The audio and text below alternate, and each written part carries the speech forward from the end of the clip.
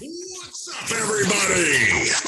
It's the Sports Chasers Podcast, coming to you live and direct with your host and your moderator, Kevin L. Warren, along with his fellow podcast brothers, Dorian, the D.A. Alberton, James, the Angry One Warren, Mike Mills, and Daryl, D-Dubb Warren.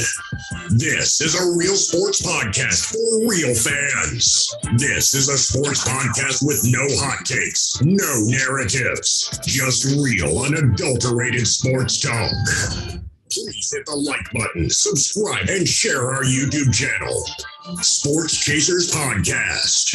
We can be found on all podcast platforms, plus all social media platforms by searching Sports Chasers Podcast. All information is in our bio.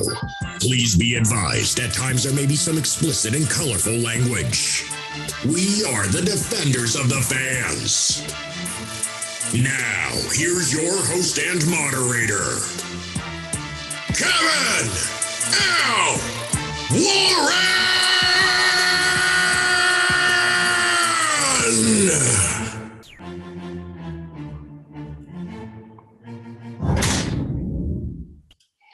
What up? What up? What's going on? What's going on, everybody? It's another Thursday evening with the Sports Chasers Podcast.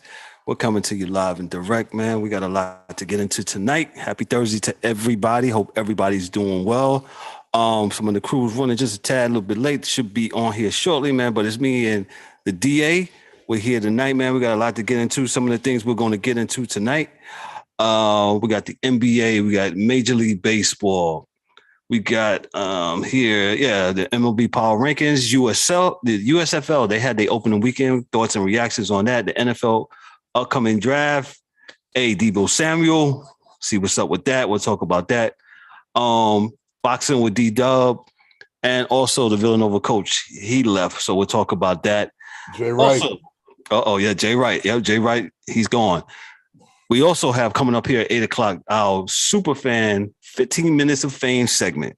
Got a special guest. He's coming on to come talk to us for 15 minutes. He's one of our super fans, one of the guys that follow the podcast, and you guys will meet him at 8 o'clock. But nonetheless, no right to my left. I'll just go up on my screen like the Brady Bunch. Yes, DA, what's up, man? What's going on at this today? It's another day, another 15 cent, man. It's all good. No complaints, though. I'm happy to be here. I got my old school Sports Chasers hat on and my new school Sports Chasers shirt on. So, the merch is in effect. And, Sports Chasers is the brand. You know it. And it's funny you said that we going to be having a campaign here shortly where you guys will be able to get that. So we'll let you know on upcoming events about that, about getting some of this merch. So we're trying to do some things, move some things around. We're happy. But hey, it's Thursday nights in sports. Let's get into it. The National Basketball Association, DA, we got a lot of good games. Go ahead. Before we get into the games, man, I would like to say, real talk, y'all. I am so damn happy with these playoffs, man. I am so darn happy with the way these kids are playing, man. Like, both sides, like the defense, man. Yeah, I can kind of say, I know how referees can influence games, right? So either by calling too much or not calling, whatever it is. But whatever they did last night was perfect, right? Because that game was dead serious. And, those folks say, oh, it was like the 90s NBA. Go watch the 90s NBA, and then you'll know what you speak about. It's not. It was good defense. It was physical. Remember, guys, these are grown men that have been doing this their whole lives. They could take a little bump here and there. It's okay. There was shooting was off, shooting was on. This is what we grew up watching, essentially. Now, it's not, and like I said, this is not Detroit Knicks. Believe me, circa 1991, any game during the season. It was not that. It's not that. So let's not get nostalgic or wax poetic about stuff you don't know about. But I am really, really happy to see the way these kids are playing. And I like the Memphis, Minnesota thing. That thing there, saucy. It's going to be a fight. All right. Patrick Beverly is going to slap somebody or get slapped. Guarantee. Man. Well, we hope not. Oh, no, it is coming. You know, I got no real problem with it. I just don't want the league to overreact to the physicality now. Like, I don't want casual fans to start complaining about what they're seeing and then the league overcorrect, you know, because the reality is that for a lot of years, you didn't, you know, it was not ref the equal with these teams. So, you know, superstar preference, and, you know, I'm glad that's out. And I just want to say that before we started, man, I'm real happy with what I'm seeing from everybody. You know, Philly, the Nets, the Celtics, you know, Atlanta, Miami. My man DeRozan gave him that work yesterday. And Milwaukee came back hard, you know, good defense the whole game. Hey, listen, man, this is what we want to see. My only issue is, fellas, if you could do this in the playoffs, you owe it to the fans to give it to them during the regular season too. That's right. We'll take small steps. Kev, it's on you, baby. We'll take the small steps, like you said. So we'll begin with the Boston Celtics and the Brooklyn Nets series. The series is 2-0. Boston is up. Boston holds home court.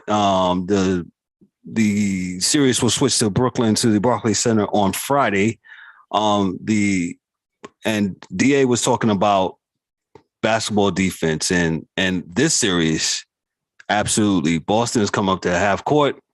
They are checking Kevin Durant. Don't know why the coach is making adjustments and getting the ball out of Durant's hands so he won't get checked up court and get him the ball another way. I mean, Durant did score, 22. That's my cursor here. 26. He scored 27 points last night. Yeah. But it was most of his points from the line. Don't know the breakdown here. He was 18 of 20 from the free throw line. So yeah, I said most of his points was from the free throw line. Celtics made it a very good problem for him. Not a very good problem, but made it a problem for him. And I don't know what he's going to do. And me and DA was talking about this. He kind of defended Kevin Durant. I think Kevin Durant was complaining about, you know, Boston checking him at the half court. But, hey, it's playoff basketball. And what are you expecting to do? And I'll wax poetically like DA did. I'm loving the playoffs. I really am. The defense, some of the ball movement, it's very good. I hope they stick to us. And like I said, my only caveat also, hey, where's that at during the 82 games regular season? But DA, your thoughts here on Boston and Brooklyn, sir?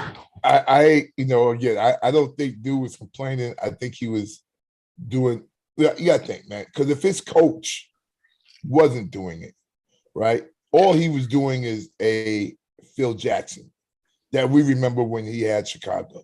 Okay. Phil Jackson after the game would complain about the referees and what they look like, what they smelled like, everything he would say. And Pat Riley used to do the same thing. Complain about the referees, in hopes of possibly getting some love in the next game. So I'm like, listen, man, it's all good. And if he gets that love from the refs next game, then that'll be fine.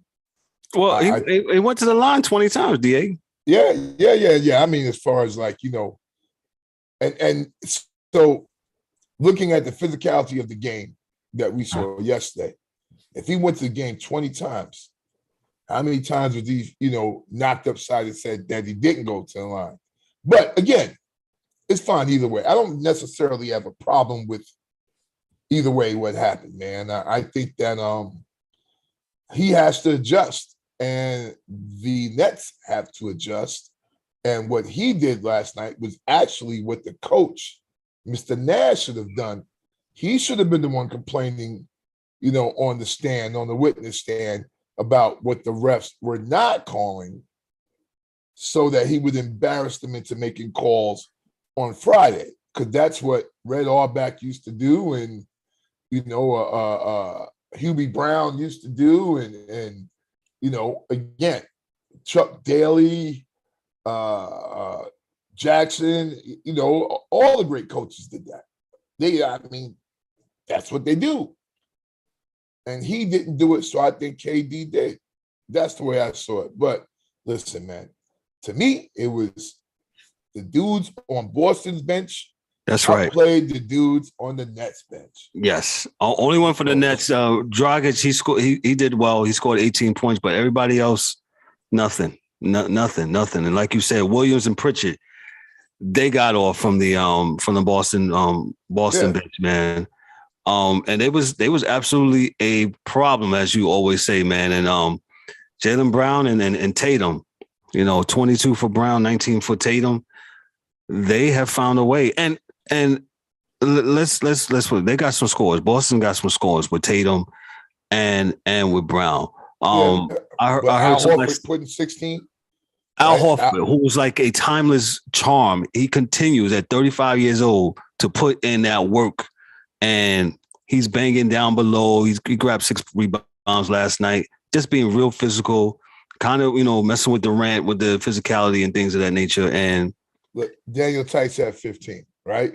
You don't expect that, right? Nope. Jaylen Brown 22, Tatum 19. Pritchard had 10. Al Horford had 16. Dice had 17. Grant Williams had 17 and Dice had 15. Correct. Like, that's you're not expecting that. Dragic had 18 and Seth Curry had 16, but Kyrie had 10. So if he scores his regular, they win. Right. My thing is this, man. I think I asked now, I'm a sports guy, and, everybody, boo, you can throw your water on me right now. But is LaMarcus Aldridge hurt?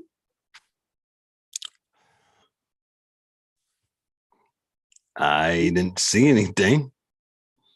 Yeah. Look, why is he not playing? So you're being out coached right now, right? Because this dude is using his bench. All right, because listen, I'm not saying Blake Griffin is going to score a bunch of points, but he can beat some people the heck up. Yeah, be that extra body. Yeah, because listen, Andre Drummond is straight balling, right? But for all his minutes, for all him pounding down there and doing everything I saw yesterday, 5 points, 4 rebounds. Claxton, 7'2", 105 pounds, 4 rebounds, 3 points. I am saying that LaMarcus Aldridge and Blake Griffin could do at least that. So that's all I'm saying. Because what it looks like is that you're getting Horford a break on defense. With his man, not on defense on the whole, but he doesn't have to guard Drummond, so he can step out and help on Durant. But if LaMarcus Aldridge is there, who can hit that little side jump shot, bam. Okay, maybe now you got to get back to your man. But I'm not an NBA coach. I'm just saying. Neither one of us, and I'm saying this. Sometimes coaches get into this mindset. They got certain rotations, and they're gonna stick with it regular season and playoffs. And yeah, yeah, you can puff and blow the house down. Yeah, yes. You are right, because I don't understand that, man. We got one. We got one of them in our building, right? Oh yeah. How I feel about it. So yeah, there's one at 7 Penn Plaza in New York City. Yes, absolutely. Yeah. I got an absolute problem with any coach that's not willing to change and adjust while the game is going on. Like I can't. Let me ask you this, Steve Nash. You think he's a good coach? You think? I'm waiting for D-Dubb just signed in here, so because D-Dubb had a good take on Steve Nash, and I think he was a great offensive player.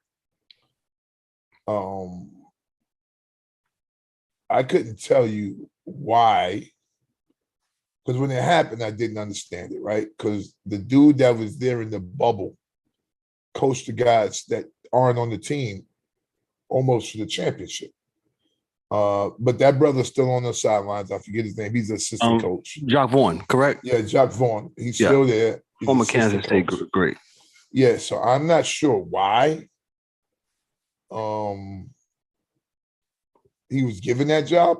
But, okay, so politics aside, he knows what he's doing, we can say, and they give him the job. Right? I'll say that because I don't know anything other than that. Right? So right. As a player, you have to adjust during the game. So I have to assume as a coach, you would have to at least have the wherewithal to say, hey, let me get LaMarcus Aldridge in the game, or let me do this, or let me do that. But man, I just didn't see it. So I'm not sure if that's the case. And I don't think we can put all this on Durant or Irving. I think we got to give a lot of credit to Boston because they played a good game, offensively and defensively. So, I think the Nets, they're going to have to do something, right? I mean, the coach gets paid to make adjustments, man. That's what the coach gets paid to do, though. Yes, make adjustments. Listen, Nash, they gave you the money and the ball. It's on you, brother. You got to make a move. You got to make a move. So that's all. Because then you get shots. Because I think if Aldridge is in the game, then Durant gets other shots, easier shots, right? Putting Ben Simmons in the game doesn't necessarily help Durant offensively because he's not opening up shots for him. So is that confirmed? Is that a thing? I don't know. I wouldn't do it. I mean, the dude ain't playing a year. He's gonna go out there and catch a heart attack. But you just said that they need more people in the rotation. Now the dude that ain't playing a year, they're gonna kill him. That would kill most people. Put him out there. He ain't playing a year. Have him running after Jason Tatum. What are you crazy? And I know he's a world-class athlete. Boy, but when he had that heart attack, you tell me. Go ahead, D-Dubb. Not after sitting so many games out. No way. He is not in no way in game shape to do any of that stuff. So I don't know why we even talking about. I seen that today. I almost lost my mind. Like, okay, he's coming back for game 4. I don't even understand it. But to get back to that other talking about Ben Simmons, the coach. I thought the coach was atrocious last night, man. I think he didn't make no adjustments to nothing. That ISO ball with Kevin Durant all day long. Not last night. No adjustments. I'm sorry. No adjustments. Nothing. No. He's like a boxer getting punched in the face and just leave your face there. It was just Kevin Durant, top of the key, Kevin Durant, dribble. I was like, come on, man. And and then it didn't help that Kevin Durant was for what? It was an atrocious number. That was probably his worst. Let's get to the thing. I got you, D. Go ahead. I got you. Kevin Durant scored 27 points, 4 rebounds, 5 assists. He was 4-17 from the field. 4-17. 1 or 2 from 3-point line, 18 of 20 from the free throw line. So he got to the free throw line. But I mean, just imagine if the Nets probably could have pulled it off if both of them guys scored like they usually normally score, but they have both had terrible nights at the same time. So that was awful right there. So Kyrie had a terrible night. Kyrie was awful. I mean, but 10. I think if Kyrie scored, they lost by 10, 8, 9, 10. It looks like seven. If Kyrie scores 20 points, they win the game by 3. Right. I mean, the dude scored 10 points, man. Yeah, you can't get 10 points from your superstar point guard. That can't happen. But man, listen. Go ahead, E. Let me tell y'all about the BK Nets, man. First of all, salute to my podcast brother, man, holding it down. What up, working out some kinks in the armor around here. But yo, man, shout out to the Boston Celtics. They played a great defensive game, and they did exactly what Brooklyn should have did. The coaching helped out, and the role players contributed long enough for Tatum and Brown to get going in the fourth quarter. And Tatum had a run, spurt of points, 7-8 points. Brown had his, I think he had, I want to say 10 points in the fourth quarter. Yeah, he had a 9-point run. He scored all 9 points. Yeah. Yep. So and Boston gave Brooklyn many opportunities with all them turnovers to get that win. They was up by 17 with 2-0 something left in the first half, and they cut it down to 10, and that kind of took a lot of momentum away from Brooklyn. Steve Nash, I know, we use the word trash around here. I'm not saying that you're a trash per se, because obviously you got the job, but part of coaching is making adjustments, and I found none last night.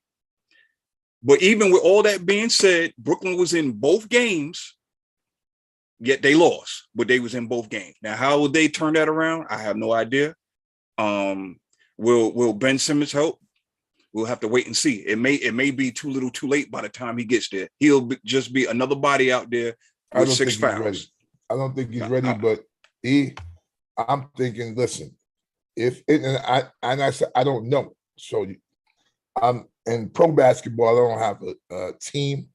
I know specific players personally, so I usually rock with them. But I don't know if LaMarcus Aldridge is hurt or not, because I'm like, dude, Aldridge, at least you got to guard him. Like Drummond, you don't have to guard, right? So Horford can leave Drummond standing there under the basket. Because if it ain't that, he might miss the dunk, right? And I'm not saying Drummond can't play, because I watched him from young. He's nice. He's a rebounder. He has his lane. I'm asking, why isn't Aldridge playing? Because he got that short porch jumper he's had for 3,000 years. And he can just stand there and hit that in his sleep. Exactly. And if he does that, then he opens up offense for other people. Exactly. But like Daryl said, and Kevin said, dude just kept getting punched in his face, and he didn't move. He's sitting there. I mean, move your head. Like he didn't adjust anything. Listen, Nash just didn't. I think, real talk, as a player, he was dynamic. I think as a coach yesterday, he was a deer in the headlights. Like he was just looking like, yeah. I mean, you as a coach, I'm just saying. All I'm gonna say is, when you see your star players having a bad night, but you see your complimentary players get off, somehow you need to make an adjustments for them complimentary players to continue getting off until star players get going. Or because we come from the era where we seen the Michael Jordans of the world, we seen the greats. Okay, if you're having a bad shooting night, that does not mean that you still do not have your DNA on that court. Yeah, okay? you do something. Meaning you just like what Jason Tatum did last night. He had 10 assists. You know what I'm saying? He had rebounds. I mean, do something else. Had steals. Yeah, Kyrie, pick and roll. You don't have your shot. Okay, you got other dudes open because you're drawing the defense. But they were playing his passing lanes. They was killing him. They was at his job. But like I said, they all got to be better. Oh yeah, I'm not giving nobody no passes. You grown ass men. Exactly. No passes here. Not a pass here. So Yeah. I would use the F. I would give the F word, but I'm trying to stay up off that. But yeah, for all you LeBron fans out there, don't think that we are giving Kevin Durant a pass because we don't do that here. It's all across the board. And there's one. I hope we get to this game tonight because there is a player. Okay, I know a lot of people. It's going to rub the wrong way. Like, come on, E. He's not. I don't want to hear that. He was an all-star. He's not showed up at all. I need to see him show up, but that's for the next game. If who is that? That is Mr. Pascal Siakam. Okay, where are you at, sir? Ooh. Where are you at? Oh, he's getting dunked on by the big man. You get dunked on. You need to drop some buckets on the other end, D.A. Come on, bro. Come on, I don't want to hear it, man. I don't want to hear it. You're not getting the pass. You're not getting the pass. You was an all-star. You're not getting the pass from me. He putting them in the seats. He's African. He's putting them in the seats and he's putting me to sleep. That's what he's doing. Don't hate the player, hate the game. That's bars right there. Hey, Pascal and them. You know what? Like we said, we can't give any because we got none to give, right? So as we just jump real quick to that series. Wait, before we go on, because we got 1 minute. I'll guess. Our super fan. Go ahead. Yeah, our super fans. But we'll get to that in a second. And actually, let me set it up here. Let me let him in here. Is we gonna Zoom him or he's just gonna be on the phone? He's on Zoom. Oh wow. Coach Wells. So well. So he's our super fan for the week. I don't know if he can hear us. Yes, I can hear you.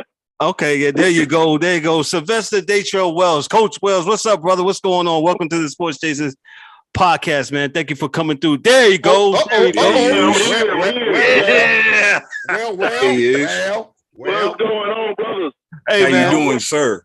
Hey, man, meet the crew, man. That's DA up top. That's my man, the angry one, James Eric. D-Dubb went to do something. He'll be back on, man. But I appreciate you, man. When you answered the call, you said you come through for 15 minutes and talk to sports.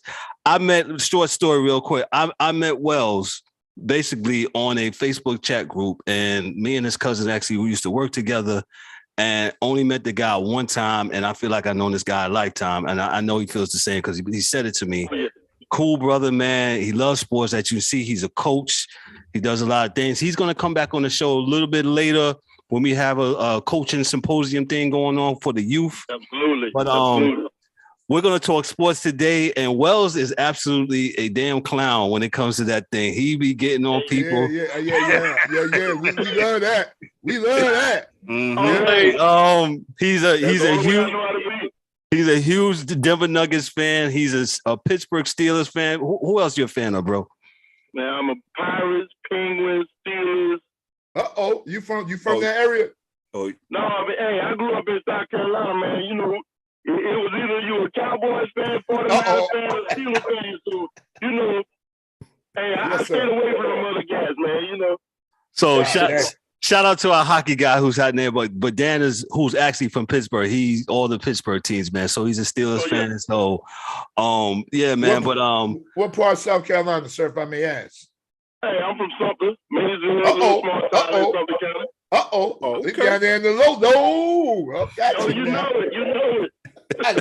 Boy, my boy D tell me that on. Said, boy, don't listen. He said, boy, we played football. I said, boy, it don't matter. We played. Yeah, I am nothing but love. Nothing but love, man. Absolutely, bro. So we were just talking about the NBA playoffs. So since you on, man, we gotta talk about your Nuggets and the Warriors, man. Y'all down 2-0. What's good, man? Right now, it ain't good being down 0-2, but hey, man, I mean, I think going back to Denver, these next two games, I mean, with the crowd, you know, it's not like we winning in the bubble. So, going back with the crowd, going back to the crowd and you know, the fans, and you know, I think the team is a little bit more focused now. Hopefully they can give Joker some help, man, because, you know, Honestly, at the beginning of the season, without Murray and MPJ, you know what I'm saying? You know, it's hard, man. So, Brother Wells, let me, if I may jump in, man. That was my question, man. Like, so cats are mad, and I'm not, because I'm like, man, y'all been snake bitten, dog. Now, I think the Joker could. Well, you know what?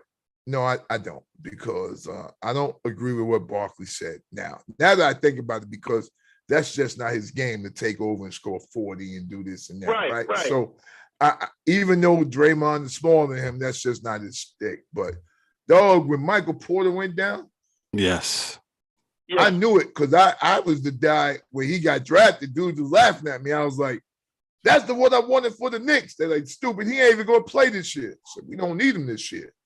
You know, when that dude get right, he's gonna be a problem. But you know, I don't know what happened this time, and I don't know what happened. Why Murray?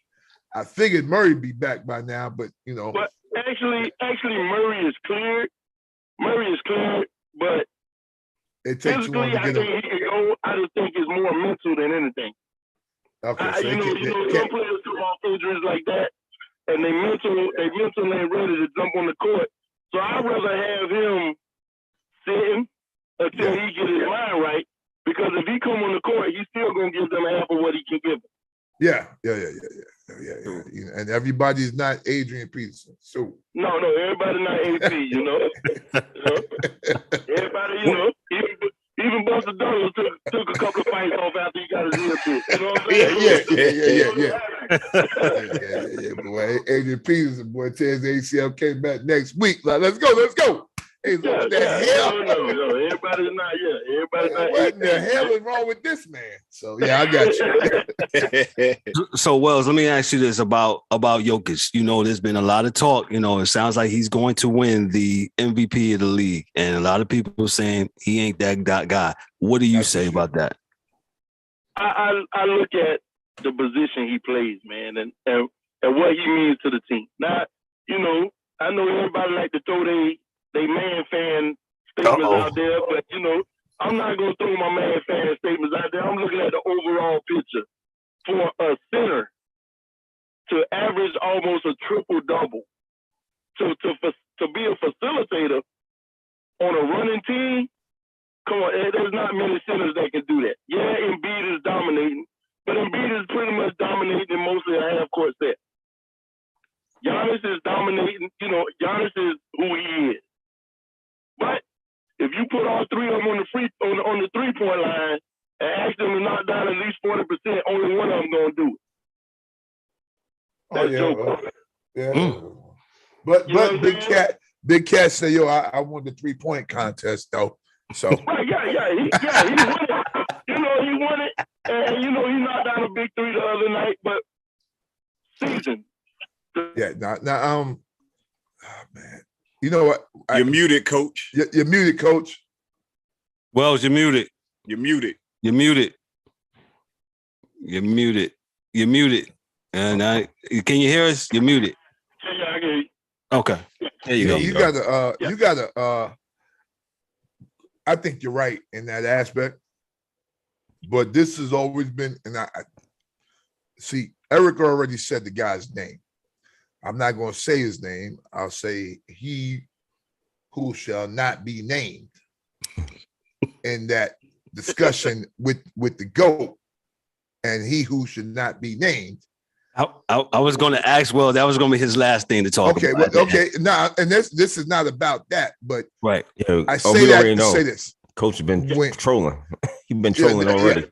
Yeah. That's what he does. He's a troll king right here. He said, that's what I do. He said, that's what I do. He be trolling hard. He be trolling hard, boy. But I was going to say, the reason I don't begrudge and beating them is because I am a strong believer in, because I played football and I know you did. It's what you're asked to do. Right. So if on your team, you know, like I say, hey, Michael Jordan scored, but he didn't. He did, what he was asked to do for that team. Now, if you got a guy that does everything and you still don't win, what would you rather have? So that's kind of where I go with the Joker and B thing is like, I understand what Joker does, but Embiid only does what he can be asked to do. Like Doc don't want him doing that. Remember, Embiid used to try to do that. Yeah. And they said, no. If you bring your big butt down here in the post, we'll be a lot better off. Right. Don't take off.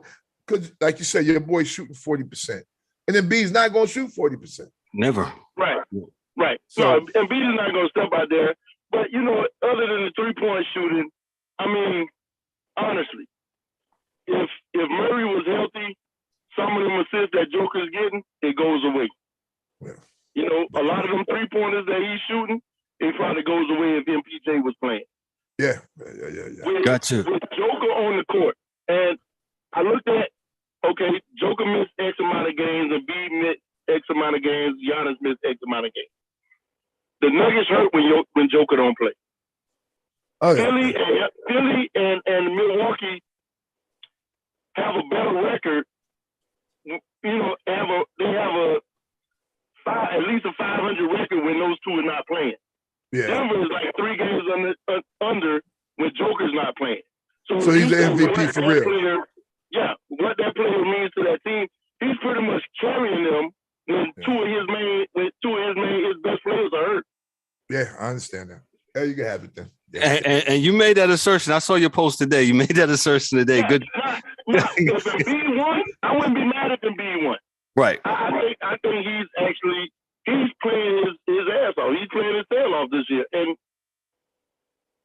to go through what he went through with the Ben Simmons incident, and now you bring in disappear, Harden, who disappears whenever time a strip club, women going. This a hard. I'm surprised, so. But I look at, like I say, league MVPs are won in the regular season. Correct. Yeah, no, I could agree with that. No, neither one of them had a better regular season than Joker.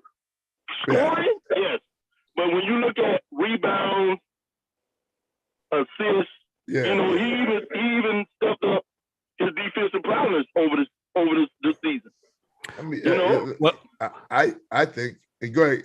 Let me ask this question. Go ahead, because we got 5 minutes left with him. So, Coach Wells. So, with that being said, what is your if you were the sole person to take care of MVP, what is your characteristics? Like, what do you look for? Is it just solely stats, or does impact on the game have anything to do with it? Impact on, not so much impact on the game, because I look at it as a team sport. Do you make the teammates around you better? But wouldn't that be impact though? That's impact. Yeah, you can say impact, but like I said, that goes back to the Nuggets struggle without Joker. Milwaukee and Philly actually seem to win games if Embiid and Giannis don't play.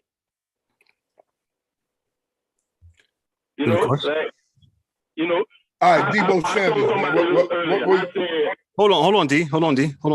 I told somebody earlier, I said, when Joker is missing, the ball doesn't move for Denver.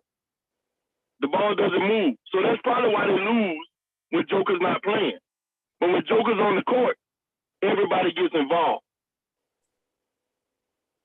Because we know Will Thrill is not going to pass the ball. We know Will Barton is going to get his. Right. And then you have Aaron Gordon, who gets lost if Joker's not playing. Because nobody's there giving the ball. Yeah. So his game goes away. Will is going to get his. Now you got this rookie who I like, Bones Highland. He's going to come in, but he's not there yet. Right. So Wells, let me get into this because we got a few more minutes left with you. Hey, real quick, your Pittsburgh Steelers. Give me 1 minute on them. The state of the Steelers, man. Huge Steelers fan right here. I hate to say rebuild because the defense is still there. I like what we did in the offseason. Little people might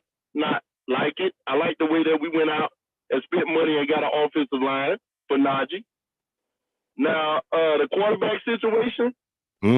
Yeah. Buddy, and, bless him. I lost my quarterback. A few weeks. God bless him. I lost my quarterback. So yeah. Only quarterback I see that we have on the roster is Trubisky. I can't count Rudolph. I don't count Rudolph because what? I've seen what he's done the past 2 years. What? I've seen what Rudolph done the past 2 years. But you don't like Kyle. Kyle serious now. Kyle serious. Hey, I think Trubisky is much better, but people may not believe it. I think Trubisky gonna be a little bit better in our system. Yes. In Chicago, he was forced. He was rushed. He was rushed. Absolutely. In Chicago. So it's pretty much like, okay, either you gonna sink or you gonna swim in Chicago. Right. Because the coaches, the revolving door with the coaches, the personnel. He wasn't set up for success in Chicago. But now you bring him to Pittsburgh, where there's stability with the coach, with the head coach in the front office. Facts. He may be a little bit better. Facts. Yeah, I agree. Totally agree. I think he's going to be a little bit better. But I wouldn't mind drafting Malik Willis, to be truthfully honest. Look, let me ask you a question. Let me get to this last point because we got to get this because we got to move on. We got 3 minutes, and this is what I say for last. Wells be having me cracking up about this last point, and I'm just going to simply ask him, man. Wells, in your opinion, who's the GOAT, man? Go ahead, man. You got the floor, brother. Who's that? Who's the GOAT, man? You be going hard. Yeah, who's the GOAT? Hey, who's the GOAT? There's only one, man. That's Jordan. Hands down, Jordan. And I say Jordan is the GOAT. Not only the way he played the game, but how he revolutionized the game. Before Jordan, wasn't no players doing no commercial. But I mean, it wasn't public like that. Everybody like to say, "Oh, LeBron been to the finals X amount of years and X amount of times in straight in all it, but how many times he won? How many times he won? 1-6? Huh? Jordan won 6. Oh yeah, Jordan won 6. MJ. Jordan won 6. Yeah. Wells, let me ask you this, because D-Dubb, I guess he was afraid. Yo, do you count the bubble championship? No, I don't count. Because Mickey Mouse could have made them rings. I don't count that. Even if Denver had won, but we already know how he got the bubble championship. They was gonna lose to Denver. When this man decided to write a letter to the front office complaining about fouls, he lost me. Like, no. I take nothing away from his game. But when it comes to the GOAT conversation, there's only one. There's Jordan. It's Jordan. Remember, nobody won a championship on Jordan's watch when he was at the top of his game. Everybody's hungry. He left them all hungry. Nobody. Where's that church fan at? Where's that church fan at, man? Nobody beat Jordan when he was at top of his game in the NBA. Man, we gotta keep you on for another hour. Yeah, bro. This brother's hot, boy. I tell you. Go on. Just text the wife and tell her, listen, I'm out here in the car.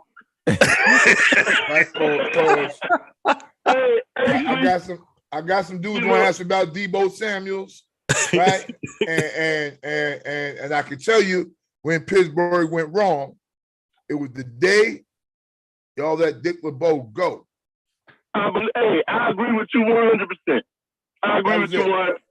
That was it, man. 100%. Yeah, that was a big gift. I said, damn. Oh yeah, but I think bringing in Flores to help work with the defense tightens it up a little bit. Yeah. And that was AB that did that thing with LeBeau. That's what got him up out of there. Yeah, that was that. Antonio Brown ran pretty much everybody off that he can't go nowhere. You know what I'm saying? He can't go nowhere. He's like one of them kids that you got to pop every time you go somewhere. He's one of them kids. He's just one of them kids, man. He's like, don't do that, Man. Hey, don't touch that. Yeah. Don't that. You know, you gotta pop him. You gotta. You know what I'm saying? He one of them kids you gotta prove that a hard head make a soft ass. You know, Yeah, no doubt. Boy. Man, oh man. Yo, man. Hey, he is Sylvester Datrell Wells, man. He's from Savannah. He's originally from South Carolina, man, but he's in the area of Savannah, Georgia. He's doing his thing with coaching and things. Hey, brother, my salute to you. Applause to you. Thank you so much for coming through, brother. Salute to you, man. It, brother. Man, this is really great. And no, DA's right, yo. We got to have you back on. Maybe have you back as a Pittsburgh Steelers contributor, man. Just come talk about the Steelers. Anytime, just let me know. But we're also going to have you back. We're also going to have you back to do that coaching thing too. Have you back? Yes. Yeah, I'm dead serious about that now. That one I'm dead serious man. about. In fact, I'm in now with my AAU team, man. I got my high school boys in here. I got a couple of college coaches in here checking them out. So look at that. You know, it's just anything to help, man. You know, just try to give the kids what they hungry for. No doubt. Well, Thank you, brother, man. Thank you so much, man. And like I said, man, you're welcome back anytime. We're gonna have you back anytime, man. But hey, he's out today. He's out. 15 Minutes of Fame segment. He's out. Super fan today. Day trade Sylvester Wells, man. Yo, let's give him a round of applause, man. Thank you, sir. Thank you. Hey, brother, fan. We'll catch up with you later, man. I appreciate you again, man. We'll talk. Thanks, man. You got it, man. Later, man. Later. But that Jordan thing hot there, boy. Boy, oh boy, man. Hot. That thing is hot, man. It's hot. Oh man, did he go? Okay, there you go. Yeah.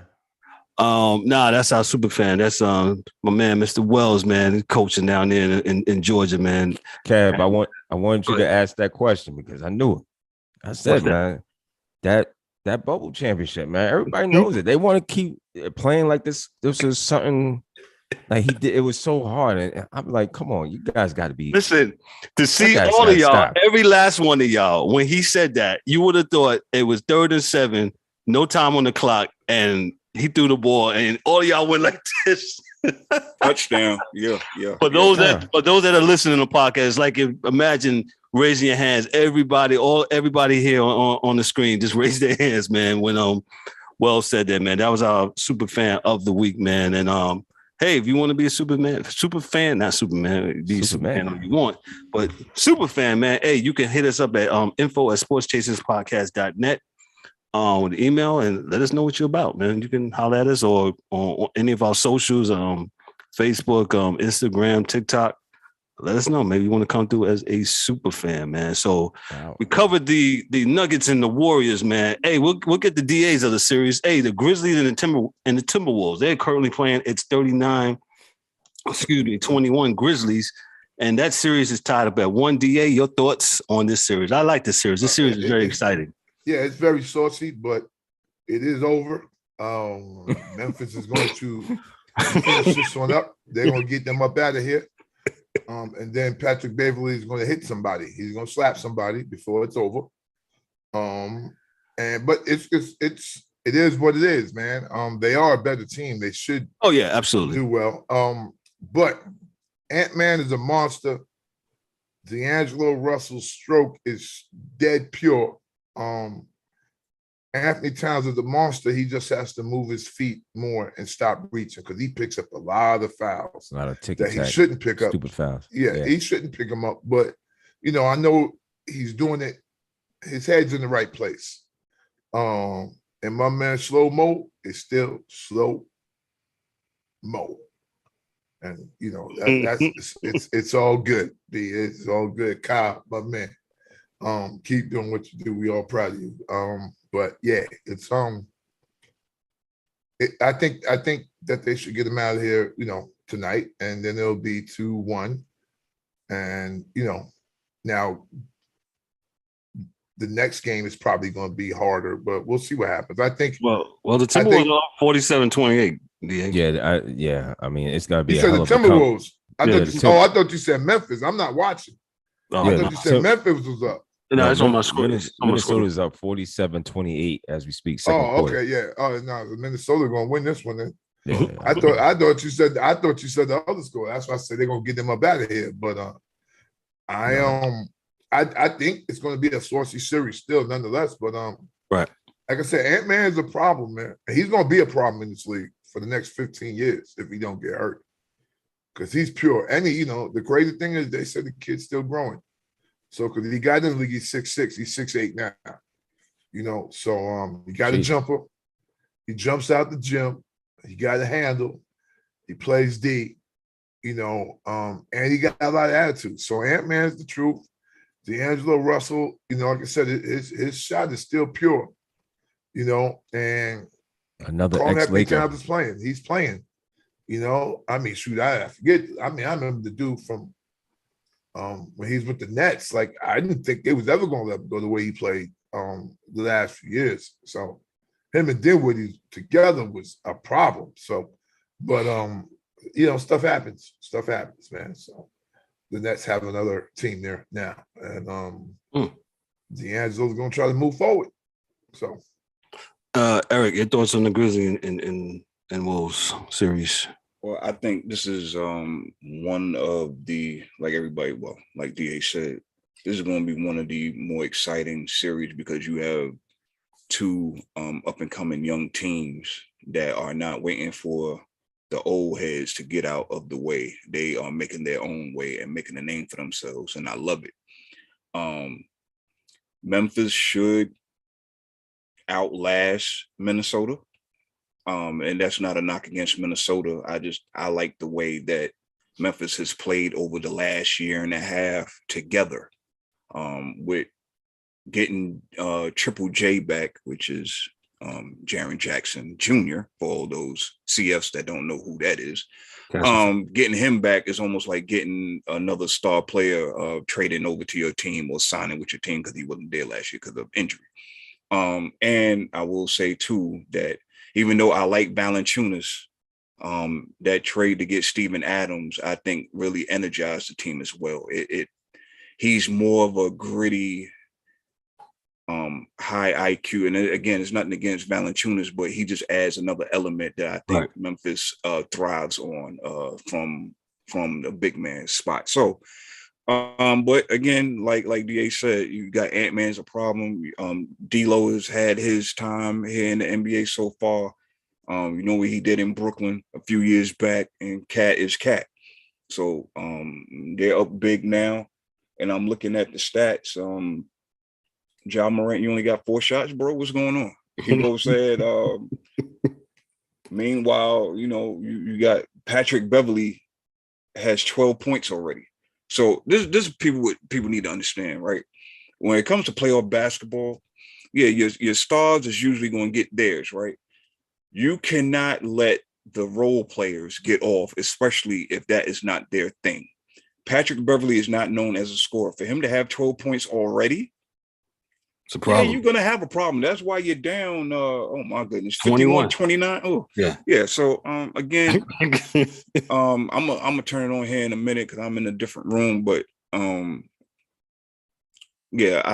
exciting series. I'm glad to see it. I'm glad to see new life, new blood in yes, Eric. Yes, it's refreshing. It's revitalizing. Yes, man, and this is what we needed. You know what I'm saying? And we'll see how again. I got Memphis winning the series, but and Minnesota ain't going to lay down as we see. They're not going to lay down for anybody. So we'll see. D-Dubb, your thoughts on this series? Yeah, man. For Minnesota, they're a 7th seed, man, but they don't play. They don't seem to be playing like a 7th seed, man. Playing hard, man. They're playing hard. Very hard, man. And they're giving Memphis a little bit of pushback. So which is good. So it's good for the game, good for the league. We like to see that. The energy is good, everything is good. So this is going to be interesting series. Most likely, we'll see Memphis. This look like it might go 6-7. So I think 7. Yeah, I can see 7. They're young. I can see teams. 7. I thought Memphis was going to get them out of here early, but at least 5. But doesn't look like it. It look like Minnesota is a pretty good team, better than that 7 that's in front of their name. So interesting series. This is going to be pretty good. But I still got Memphis winning the series and moving on. The West is pretty strong all along, though. So yeah, the West is strong, man. The West is definitely strong, man. We gotta move. Go ahead, Go Diego. ahead. No, I was gonna say I got them moving along.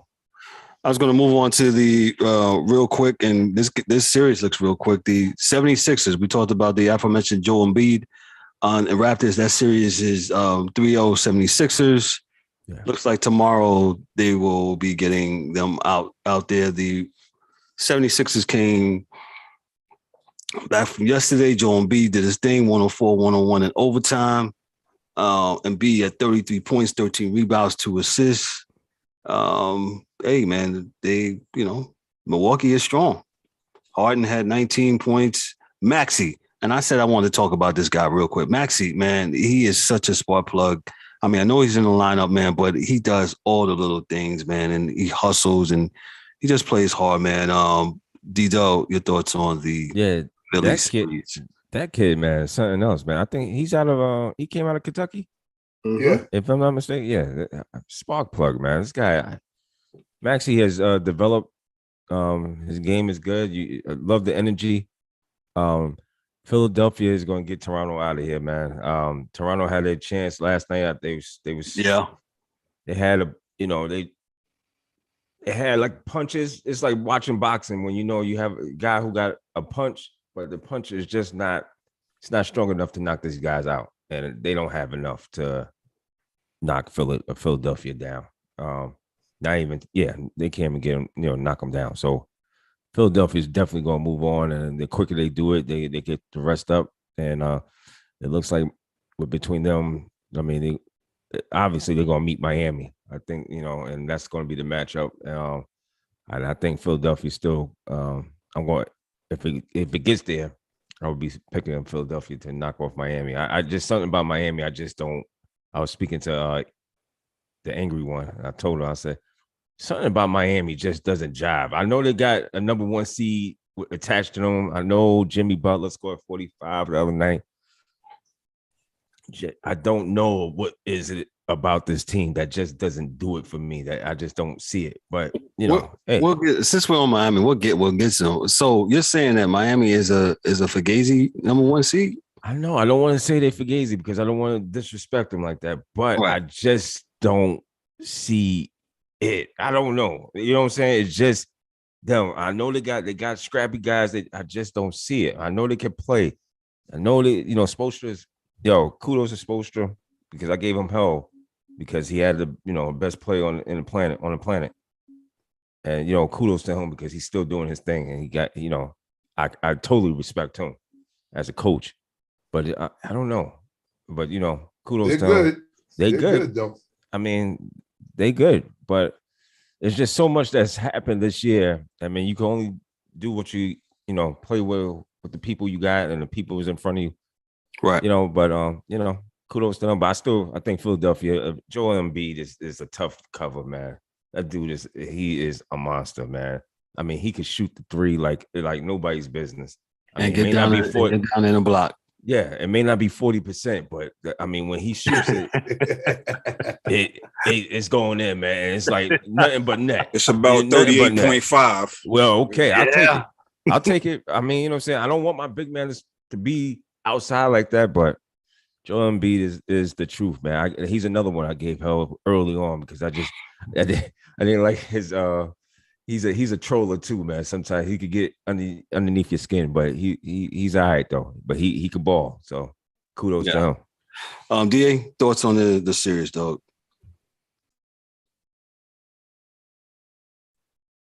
Philly, I think, as Darryl said, too many injuries on that end in Toronto, so that I think that's going to be the death toll for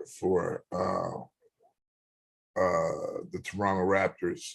I think they may pull out the game because they're a prideful bunch and they may get one. But I think Philly's going to finish that off. Again, going back to the other series, I thought you said the other team, but I still think Memphis is going to win in the end. But Philly, Memphis, and Miami should knock off Atlanta, but it's going to get cold at least 1 or 2 of those games. And the ice trade is going to come out. at some point. But fact is, man, them dudes in Miami guard up, B, and they guard you the whole damn game. They play defense. So, yeah, absolutely. They play defense, man. So it ain't gonna be easy. It ain't gonna get too cold. Ice trades ain't gonna be a bunch of ice trade. Might be one ice trade come out, but that's it. So, Eric, your thoughts on the Sixers series? Yo, man. Look, I think everybody here kind of figured that Philadelphia is going to be a tough out for any team. Should go to the finals. I don't know. Them in Miami, I hear with, and I agree with D. Like Miami. Okay, I'm getting off track. Okay. Philly did what they were supposed to do. I think if there was a game that Toronto was going to get to try to gain momentum to keep people interested in this series, it would have been last night. Last night, I think they shot their load and they looking around like, what happened? I'm gonna tell you what happened. Pascal Siakam, brother, you played 48 minutes. Shout out to you for playing 48 minutes, because a lot of cats don't do that nowadays. But 48 minutes, brother, you only had 12 points, 6 of 16 shooting, no 3-pointers made. You had 5 rebounds and 4 assists with 3 turnovers. Listen, man, I need you. You're an all-star, okay? And being that you're an all-star, I expect you to play at a certain level, okay, when it comes to the playoffs, right? Sir, you look like a deer in headlights last night. 12 points, man. I mean, you look scared. Like, he had the ball at one point in the fourth quarter, and he looked scared to death, man. And it was like, dude, what? You forgot how to play basketball? You with the same coach? You with the same team? What happened? Does he miss Kawhi? It was all good just a week ago. Like, what? You think he missed Kawhi? You think he missed Kawhi? You think that's no? But even after Kawhi, he was still balling like the last.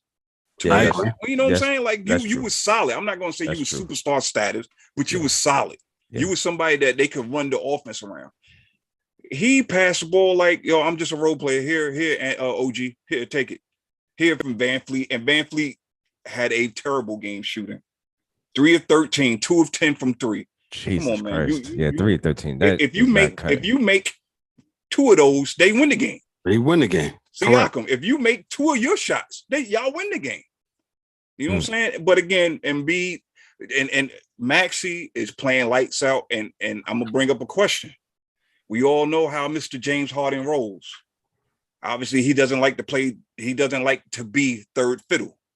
Is this the destination? Is this the final destination for him to kind of ease into that role? Okay, I don't have to be the guy. I don't even have to be the second guy, because Maxey he's all world right now, playing all world right now. So if all you can do is just facilitate, I think Philly is right there with Milwaukee. I don't see nobody beating Philly if James Harden comes to play with his head right. If he accepts that role, because these guys, they get so ego. The egos are so inflated that they won't accept these type of roles, and just for the betterment of the team, because that would definitely be for the betterment. Let this young kid come in, groom him. But he's weird because he does it in spurts. He does it in spurts. Like, he'll do it. Like when he first came to the Nets, he played point guard the whole year, 14 assists a game. Like, he was doing it. And if he can get to doing that right now, it's going to be hard to beat them. It's going to be very, very hard to beat that team. So, I mean, he's not messing it up at this point. Not yet, right? He's not taking errant shots, and he's not trying to, he's getting the ball to Max, he's getting the ball to Tobias, he's getting it to Danny Green. Like, he's moving it. He's not doing all the dribbling and whatnot. He has every few now and then he has a play when he goes between his legs 30 times, but nobody moves anymore. So he's like, I got to find another move, because dudes are just still standing there. So I just can't wait for the 30 for 30 to understand what in the world happened, why he wanted to get out, but that's coming soon. But go ahead, E. I'm sorry. Yeah. No, I was just gonna say, I will say, I know I give Doc Rivers hell as far as coaching goes, but he's definitely a better coach than that guy in Brooklyn. So Okay. He probably got him under wraps. We must move along. The time's getting away from us. Bulls and Bucks, they're tied up at 1. The series is tied up at 1. That series will be switching to Chicago on tomorrow night. Also, on Saturday, I believe the Bucks won. The Bucks lost that game last night, 114-110. Right, yeah. D-Dubb, real quick, what's your thoughts on the Bucks and Bulls series? The angry one. I'm sorry. Oh, okay. I'll say this. Shout out to Chicago again, making this a series, because I don't think this is a series that most were checking for. Just another speed bump for Milwaukee. However, Chicago, Mr. DeRozan said, not so fast. We at least gonna get one, and to steal one on Milwaukee's floor is impressive to me, at least. And I will say this: I don't know what's going to happen either way. Depending on they say it's a MCL sprain for Chris Middleton. That's a big loss. Not saying that Giannis can't do it, because we seen Giannis when guys went down. Giannis was hurt and he still played. But that's right. I going forward, it's going to be interesting to see how they adjust to missing Middleton. So, for everybody, Milwaukee, injuries happen, man. We seen it last year when they won. I'm not trying to discredit what they did last year, but there was a lot of injuries during last year's playoffs, and it seemed like it's starting to rear its ugly head this year. So we'll see. I still, Milwaukee's still the favorite in the series, but it's kind of like, one of those moments. But shout out to DeRozan and the Bulls for coming to play. Gotcha. DA, your thoughts on the Milwaukee and the Bucks series? Milwaukee and the Bulls. That series has changed dramatically in one night. Christopher Middleton means a lot to Milwaukee. Absolutely. He means spacing. So that means Connaughton or the dude from Duke is going to have to come in and make those jumpers. Grayson Allen. Yeah, Grayson. You're going to have to, because you need that space for Giannis to roam. But on the other side, they do not have an answer for DeMar DeRozan. No. Because he gave it to everyone last night. He put at least 10 in Giannis' face. And he's like any great scorer. There are spots on the floor that when he gets there, there's nothing you can do. So it's changed. It's changed. And I think because they said Middleton will be out 5 to 6 weeks, 4 to 5, between 4 and 6 weeks. That being said, it's huge. I think Chicago is going to get at least 2 games out this series. So easy, 2. But Milwaukee, think Milwaukee will still win the series, though? That's what you're saying? I don't know. I'm not really a Milwaukee fan. That's your brother. So I say yeah. Oh. I'd say yeah, but it's not going to be easy. Not going to be easy. D-Dubb with the rebuttal? DA, please calm down, sir. Calm down. What my man Aaron Rodgers said. Relax. RELAX. Relax. Please, man. Yo, there was one game. DeRozan was hot. Yo, see, here's my problem with DeRozan. I love the brother, but DeRozan doesn't bring it like that all the time. It's a 7-game series. I need you to do that throughout the whole time. See, you're going to get 1 game. You might get 2 games like this from DeRozan. After that, it's going to be Giannis time. You know what I'm saying? And I understand Middleton is it's a significant loss. Very, very tough loss. And if it is, hopefully it's not that long. But if it is, again, I still say Milwaukee's going to, knock off the Bulls, and they're gonna move on. So I mean, I'm not really too overly concerned. I think Milwaukee still got enough to take care of business, and for the fact that Chicago still got a bunch of players hurt compared to Milwaukee, so right. I'm not too concerned. The angry one. Your thoughts? Well, now I would just say that even though both teams have significant injuries, I think that the Middleton one blows the doors off of Lonzo Ball and everybody else from Chicago. Right. It's not even close. That's your number two. You can say what you want about Drew Holiday and respect to that man, but when does he show up? He shows up once a month. At least Middleton was more of a consistent mate for Giannis. And again, I'm not saying that, oh yeah, Chicago got, I'm not saying that. I'm just saying that I think there is some worry. Chicago, they're in the same division, so they see each other. So it's not like one of those things where this is an Atlantic versus a Central or something like that. These teams know each other very well. And I shout out to Mr. Caruso. He doesn't get enough love, man. The brother plays defense. Yes, he didn't shoot well, but he had 10 assists, man. Caruso's these nice, are the things man. that we don't overlook here at the Sports Chasers. Caruso's a nice player, man. Yes. He does the little things, man. Those are the things that you got to have on a team to make a team successful. And Caruso definitely brings that. I thought at one time he was going to go to that team over there on 34th. At 7 Penn Plaza in New York City. Anyway, we got to run real quick. Heat and Hawks. We already talked about that a little bit. That game transitions to Atlanta tomorrow. The Heat are up 2-0. Da, real quick, 10 seconds. Your thought on this? He's gonna get them out of there. Too many injuries, man. That Capella thing is really going to hurt. Big. So. Yeah, that was a big one. Huge. D-Dubb. Miami should get them out of here. The next two games, they get them out of here. By the weekend. Pelicans and Sun. Excuse me. Eric. What you got for that one? Oh no, I agree. We ain't gonna spend too much time on it, man. I just want to say real quick.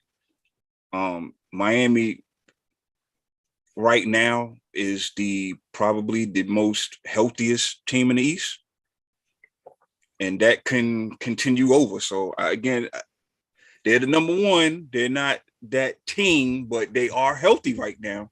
You got a little lamb chop in Atlanta. You go ahead and sweep them so your boys can still get some more rest and get whoever comes next.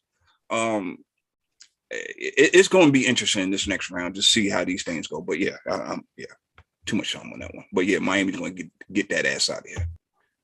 Gotcha.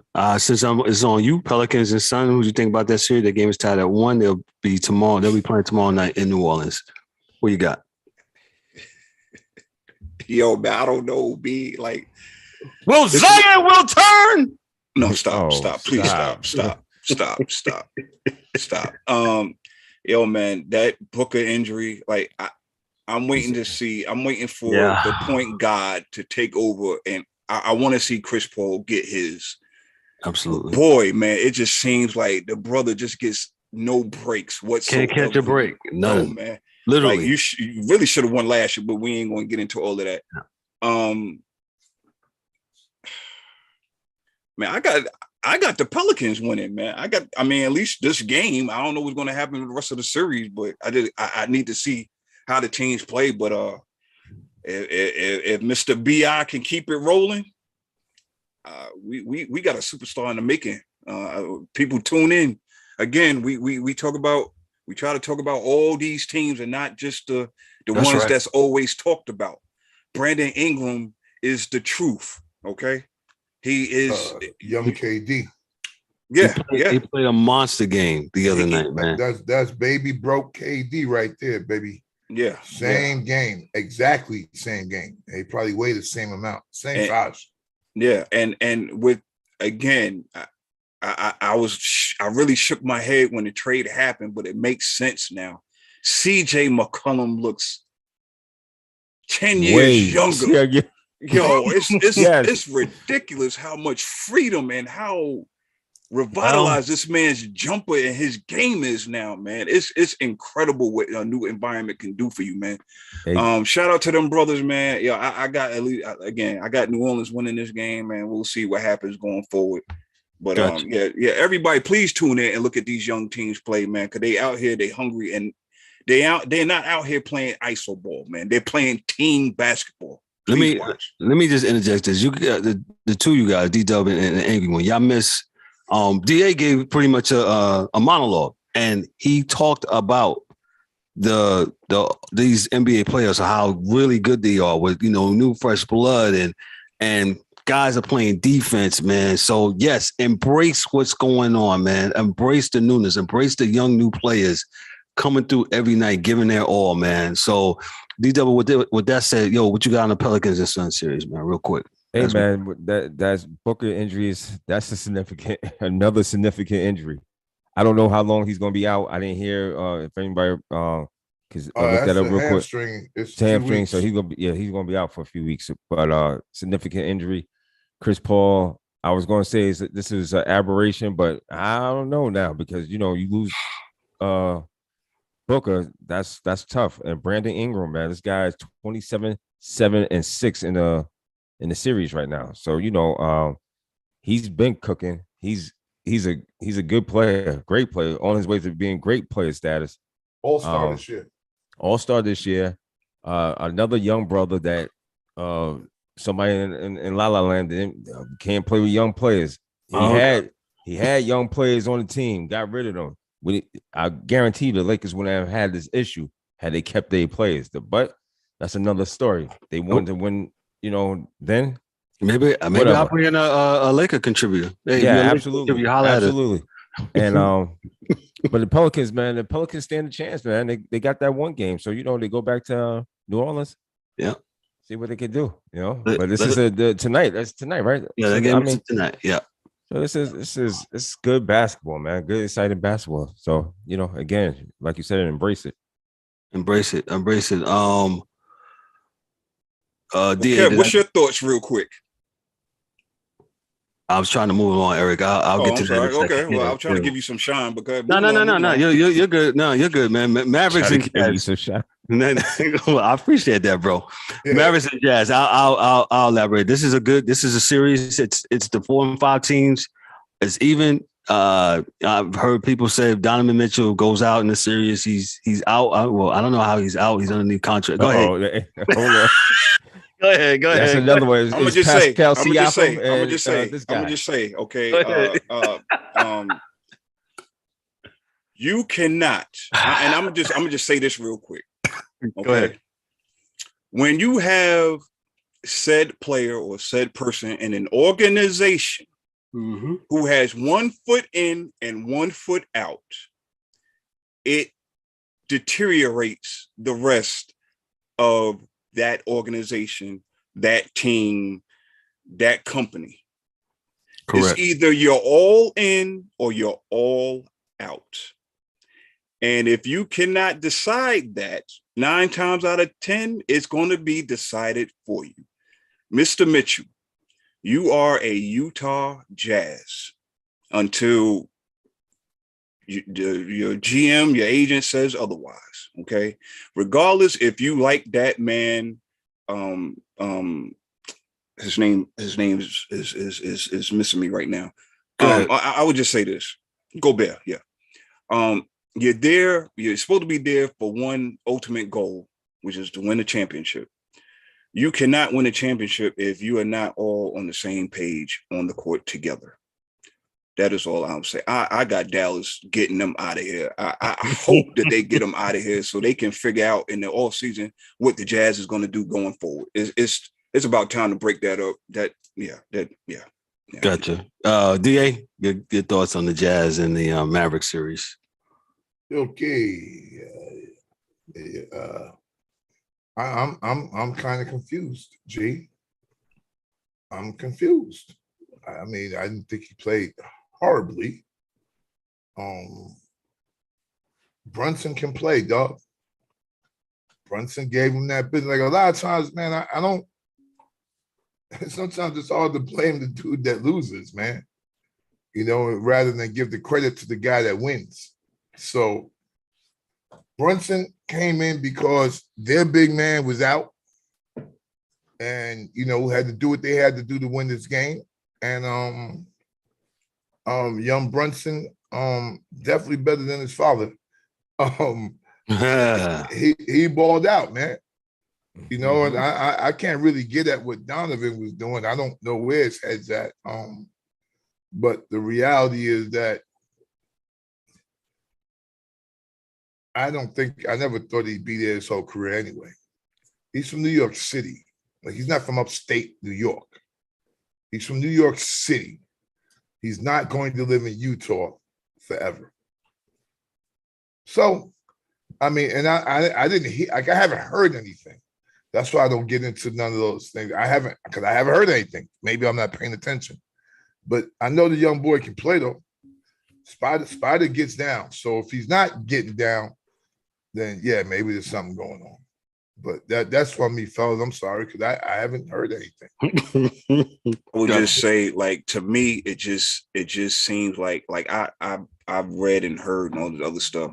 But when you're watching the game, like at least the last game, I just felt like, again, when you're considered that superstar of the team, can I get just a little bit more from you when in crunch time? That's all. And I guess I know he's a young player and he's still got time to grow. And this is not a crucifixion on Donovan Mitchell. I just think that Utah Jazz team as a whole, they tried to Golden State it, and you can't do that. That's a good point. You got a bunch of shooters, and you ask Donovan Mitchell to do everything around a bunch of shooters, and it's not working.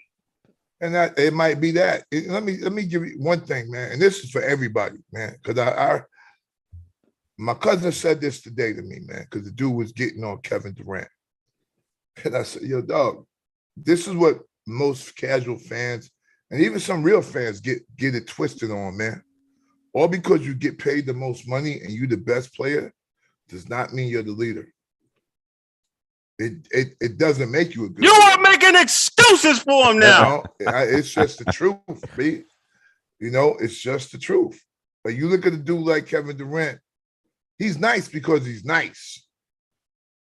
But he ain't never been a leader. And he never said he wanted to be the leader. I'm saying, and that's why I like dudes when I'm like, your dog, dude never said he wanted to be the leader. He's not leading them. He's not a leader. He can score points. He can lead the team in scoring, but he's not going to call them into the huddle. I remember watching Georgetown and Michael Jackson, who was the point guard at the time, not the point guard of Georgetown, would pull the huddle together. But Patrick Ewing was the best player on the team, or Reggie Williams or David Wingate, but Michael Jackson called the huddle together. So being the leader is not designated by money. It's just not. Whether people believe it is or not, it ain't. That's a fact. That's a whole fact. That's a good point, D. You're right. So that's why when dudes say this, I'm like, yo, maybe dude's not a leader. Maybe he's just a good player, but he's not a leader. But I think society, I mean, look at work and look at your vocation or any vocation. Be like, oh, he's making all that money. And I've been guilty of that too. I'm like, oh, that cat is making all that money. He should know everything. Well, maybe they just gave somebody somebody that doesn't know anything a bunch of money. And that's a fact. Or they gave a dude that's like, for instance, you could be a great policeman, and you are a great policeman, but it doesn't mean you can be the leader of policemen. You know what I'm saying? Like, you could do your job extremely well and not be able to either teach or show someone how to do it because it may just come to you innately. You know what I'm saying? This is why most guys, and this is and I'm not going to say anything else in this note. Of all the N.B.A. players that have become N.B.A. coaches, there's only been 2 successful ones. Dig that. So I'm not even going to name them. Nah, don't do that. Don't do that. But for those that know, read the book. No. Yeah. Look it up. Okay? So of all the history of the NBA, 2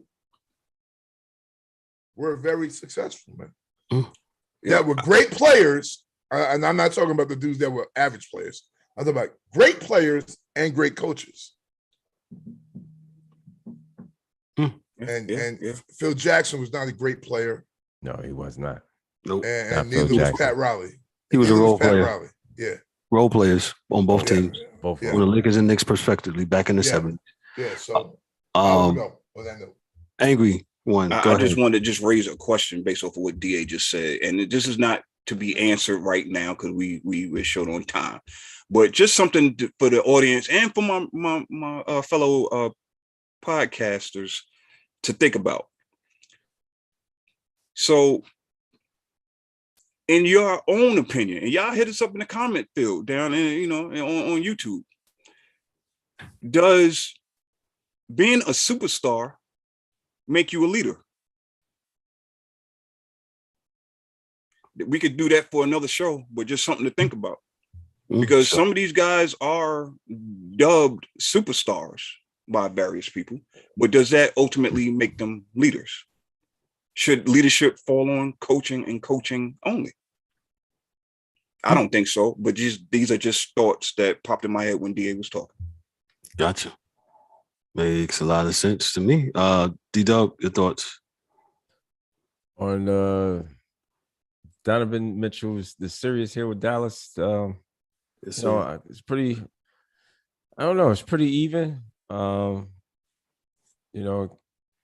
don't know what to really expect. I didn't expect this much from Dallas to come out and, the young Jalen Brunson, no Luka. So, you would think it would be tough for Dallas, but Dallas, the young guys came out and played and showed, the showed ex-Knicks. Yeah. So, hey, interesting series. They should, I think they play, what's the next game? Tomorrow night? Dallas Knicks. Yeah. It's kind of middle, you got to, what's this, 4 and 5 guys. So, it's not really moving the needle for me right now. So, and Utah's just, we've seen so much from them the last couple of years, and they've been falling, a little short. So, we'll see. Donovan Mitchell, it's his time to take over. But, if he loses again, I think he's out of there. Okay. Man, we talked a lot about the N.B.A. here. We got to move right along. We got to truck right along. We're going to go to Major League Baseball real quick. I'm going to break down the Power 15. Let me go to it. The Dodgers, the guys are laughing in the background. Dodgers, according to CBS, they're number 1. They're spending a lot of time up here. They're number 1. They got the Giants, number 2. Giants got beat down by the New York Mets, who are actually number 3. Lindor seems to be taking them Bulls pretty personal, and man, he's slugging over 600% with a 442 on-base percentage. He is killing them. 2 doubles, 3, and man, he is in a groove, man. Kudos to him. The Mets are 10-4, man, lead the National League East. You got the Blue Jays, they're 8-5. They're at number 4 slot. Hey, the angry ones, White Sox, hey, they're 6-6, but they're number 5 according to CBS. The Astros are 6-6. They're number 6. The Cardinals, they're number 7 at 7-3. The Ronald Acuna Jr. Led Braves is beginning. They're at 8. The Anaheim Angels with a Shohei Ohtani, they are number 9. They were 5-1 last week. The Mariners are number 10 at 7-5. Name one. What? Mariner. Oh, okay. Ken Griffey Jr., somebody might say, but, that's not true. The number 11, DA, San Diego Padres, man. They're number 11. They're 9-5. The Tampa Bay Rays are 7-6. They're number 12, according to CBS. The number 13, you got the Milwaukee Brewers. They are 8-5. And the NL Central, you got the Yankees at number 14, 7-6. And you got the Red Sox at 6-7. They're number 15, bringing up the Power 15. Interesting to note, the Yankees were playing in Detroit this weekend. This past couple of days, they lost 2 out of 3 to the Tigers. And I don't know if anybody saw this. Yeah. Miggy Cabrera was at 2,999, and the Yankees walked him. And now I can see why the Yankees walked him. They was in a situation where the Yankees walked him, but they mad at they mad at are, Aaron Boone. yeah, they are mad at Aaron Boone for intentionally walking Miggy Cabrera, and he's like, it was a good baseball move though. It was the right. Of course, it was a good. It wasn't no Bush League. It was absolutely Miggy. He was like, nah, we're not gonna pitch to Miggy. Nah, it was a good baseball move, and they went about that, man. So hey, it's the second week of the season. Things are, baseball's a marathon, it's not a sprint, man. And shout out to those that are doing the thing, man. So Major League Baseball top 15 guys have any thoughts? Go ahead, D-Dubb. Yeah, it's still how I get down. Baseball don't start getting good till July after you had your a couple of hot dogs, 4th of July. Then you start getting serious. Right now, this is just warm ups for these guys. These guys are starting to get in tune with the bats, seeing what they're seeing, pitches. And remember, yes, sir. They didn't have much of a off season. Right. They lost time. So like I said, all this is still like I'm not really full focus on it. I'm watching, but I'm not really focused. But it's going to take some time before they get right. So But, let me go ahead, Didi. No, you good. Go ahead. I was going to say, interesting enough, I was going to interject one little quick story on MLB before we get to the other two before we end. Last night, the Oakland A's, historic franchise, been around for 100 years, 3 different locations. They only had 3,500 people in the seats last night, man. Yo, we got to talk about the money of baseball in these stadiums, man. Yeah. These are conversations that we have off the air. We got to start giving that knowledge on the air as to why these things happen, man. Yeah. That's pretty sad, man. It's pretty sad. And there's rumors now that they might move this team to Las Vegas along with their counterparts that went already, the football counterparts, the Raiders. 3,500 people in the stands, and the Athletics had a good ball game. But like you said, if you break down the metrics and the impact of the economics and the money and all that stuff, man. I mean, we talked about it a couple episodes ago with the Buffalo Bills and the state of New York just ski masking the residents of the state of New York by saying, give me the money. And we're going to build the Buffalo Bills a $2 billion stadium where they're going to be able to use it probably only 11 times during the year because it gets cold up there. But you know what? Enough of my soapbox. D-Dubb, you got boxing. What you got there for me? Oh, we had a good one this past weekend. Errol Spence versus Ugas, and he put a beat on Ugas. I mean, it was Ugas was playing. He was fighting really good, but until Errol Spence was just lumping him up with that, and his eye was just a mess. I mean, they had a referee, doctor stopped the fight. Awarded Errol Spence the winner and the unanimous Sugar then it was like, stop the fight. Yeah. Stop the fight. And now boxing fans is salivating because we might finally get tell Errol Spence versus my man Crawford. That's a fight that the fans want to see.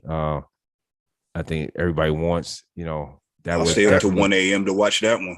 Yeah, that would definitely unify all titles. Errol don't want to see that fight. It would be.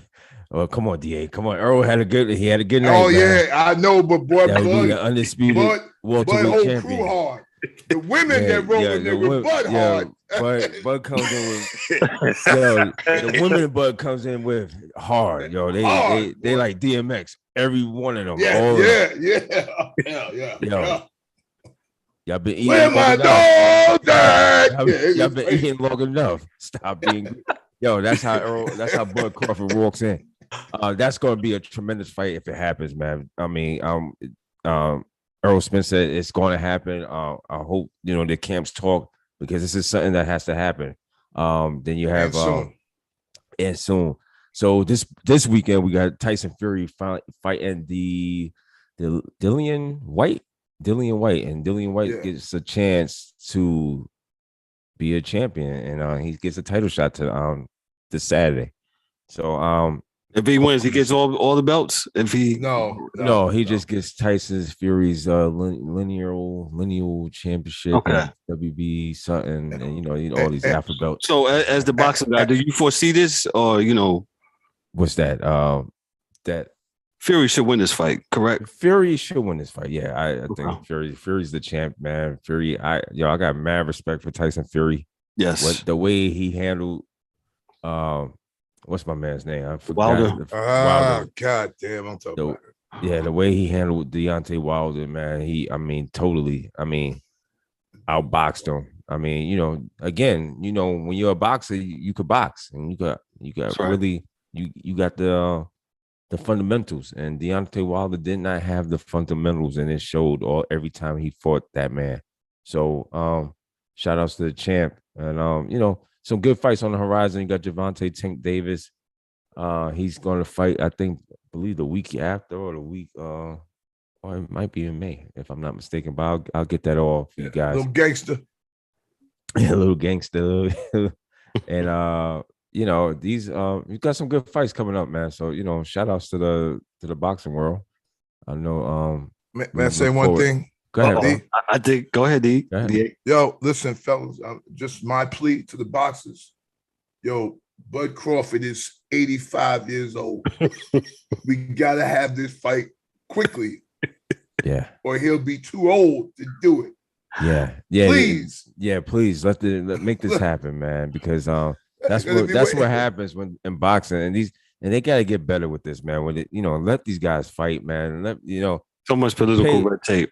Yeah, so man. Much. And not only that, man, these paydays that these guys want are there, man. But you gotta fight one another, and these guys gotta stop acting like friends. You know what I'm saying?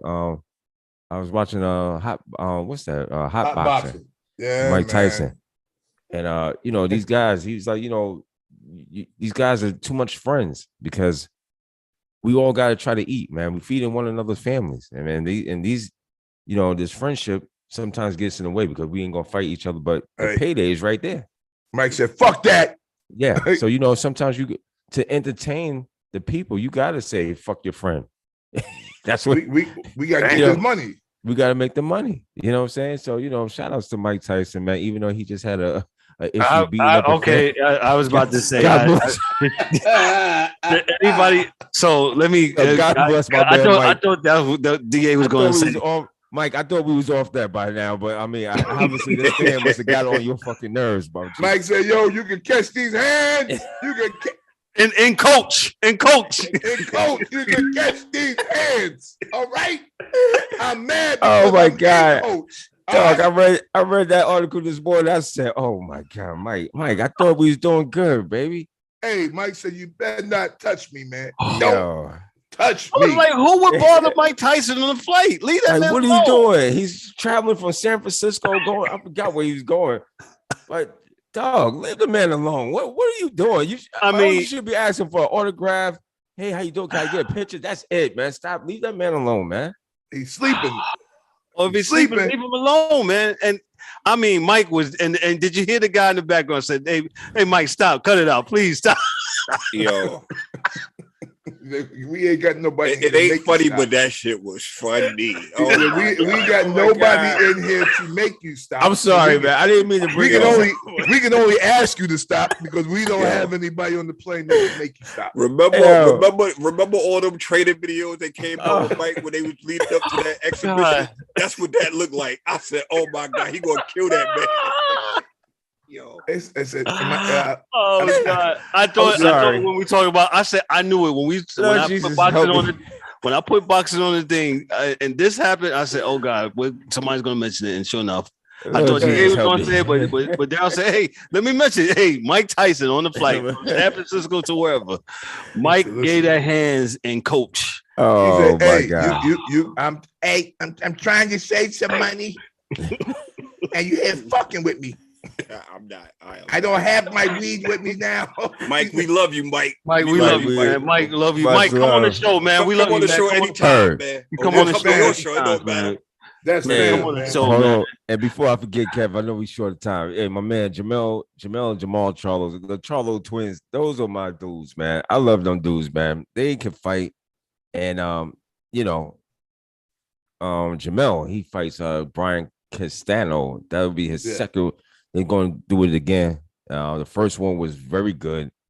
This one should be good as well. Castano could fight. So we'll see. This is a rematch from I believe last year, I believe sometime. So we got some good fights coming up on the horizons, and boxing fans, be out there, look out for that, and it's coming. So this weekend, definitely a heavyweight championship about to go down. Tyson Fury. Good stuff. Good stuff. Thanks, D-Dubb. Last subject we can talk over. Talk about football real quick. Deebo Samuels. What's you the Niners guy? What's going on with that? I think it has a lot to do with the position that the Niners are trying to pay him at. I don't think he has any beef with the team itself. I believe football's a hard game, and at the end of last season, regardless of all the superhero shit guys were talking, he was like, yo, look, dog, I ain't trying to do that again next year. Get some more running backs in here because I'm not trying to do that again next year. One, for his body, and two, wide receivers get paid a lot more money than running backs, by and large. So he's like, if you trying to pay me as a running back, I'm not going to get my bread.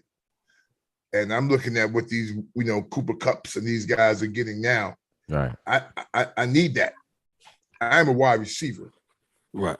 This is what I need.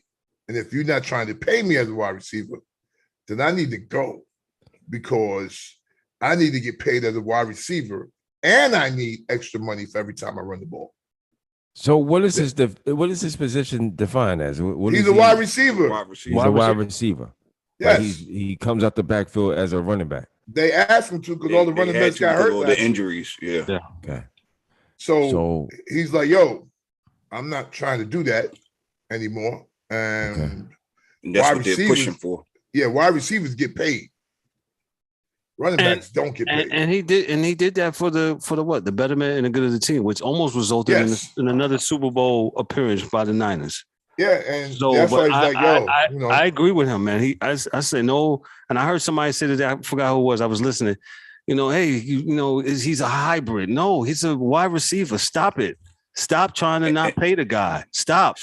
And if people would remember, this was Le'Veon Bell's beef with Pittsburgh. Yes. Y'all had him running routes like he was a receiver, and he was very, very, very good at it. Yeah. But come to find out, he wants to be paid as a receiver. You using him as a receiver. Oh no, we can't do that. So I don't blame Deebo, man. Hey, so what's going to happen? Like, we've seen this happen. This is like the second time I've seen this happen when, and we talked about this earlier, where we got guys that's playing multiple positions and they have a tremendous season, break records, whatever the case is. Do you pay? Is the team obligated to mortgage the ranch on said player? Well, you got to pay the business aspect of it now. You got to pay him what he's worth, right? Because he's coming up on free agency. And if you're looking at his receiver numbers or his, which is the numbers he said you should be looking at, my receivers numbers. Don't look at my running back numbers because I'm not a running back. That's me doing something for you. You should look out for me on the strength. But we know in business that's not going to happen. Correct. So he's saying, listen, all right, y'all seem like y'all ain't trying to pay me, so I think I'm going to have to bounce. Okay. And I'm going to make it public that I got to bounce. Because somebody's going to pay him. Because the reality is this. If you look at his wide receiver numbers and what he did as a wide receiver, he's good enough there to get the Cooper Kupp money, man. Oh, I'm not mad at Deebo at all. I mean, go get your money, bro. Because that's what's like I happen. said, they used you up. You have to get your money. You have to get your paper. And so I'm not. Just remember when you standing toward that ATM, wherever city you at. That's right. And you ain't got no help. After that, and you ain't got nothing. You got that's on you. But they sent him to the Jets. He got to do what he got to do. Hey, I was hearing this morning how, he's trying to force his way out. This is another, the NFL No, don't do that, Tim. Stop. No. Don't do Stop. that. They always put all of them in one basket, and it should be isolated. Exactly. What we want is the fans and the people to see. That's right. That you got your ESPNs that speak for the NFL because they got a contract with the NFL. And when we talk about the NFL, we're talking about owners. That's right. They're not looking out. They're never looking out for the actual players. No. They're talking about the owners, NFL network. You this, you that. Listen, I'm on my own podcast. That's right. But I'm telling you, if you want to know football, check out Florian Sims. It's funny, but you'll learn something. And that's what I'm into, learning. And they'll teach you something on their platform. I ain't got no beef with them. I would love to have them here and speak with them about football because they do it in such a way. It's you got to get out a book and a pencil when they're on because maybe because Flory used to be an ex-attorney Yeah. But shout out to Florian Sims. They absolutely do a wonderful job of breaking down football, and that's all they talk football. So that's right. That's all. NHL, we're real short for time, but for NHL, let's talk about real quick USFL. My thoughts last week was the first week of the USFL. They're back after many seasons, probably 30 years after they went bankrupt and had to pay the NFL $1 or something. Well, no, excuse me. The NFL had to pay them $1 for the antitrust suit because they try to compete with them. So the USFL is back. They have 8 teams, I believe: New Jersey, Birmingham, Houston, and Michigan, Philadelphia, New Orleans, Tampa Bay, and Pittsburgh. So they got all the names back from time before.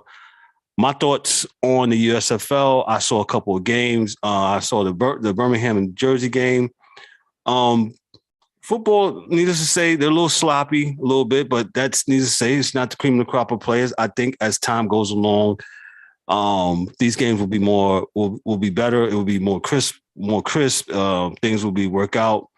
Fans they're not playing in the premium stadiums. So, but I think as they go along, I think also this could probably be a good fit as a minor league for the NFL. DA, go ahead, man.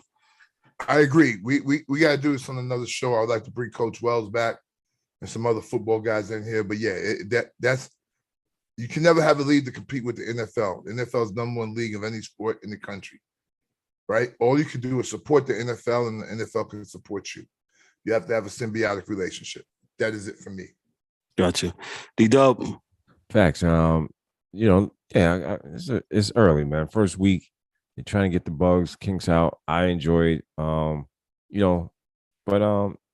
it's not your NFL level football, but it's going to get there, and it's like I said, it's going to be a little sister network for the guys to get you. If you're trying to find your way to the NFL, this is going to be a pathway to it. So I think it's good. I think we got the XFL coming up on the horizon next year.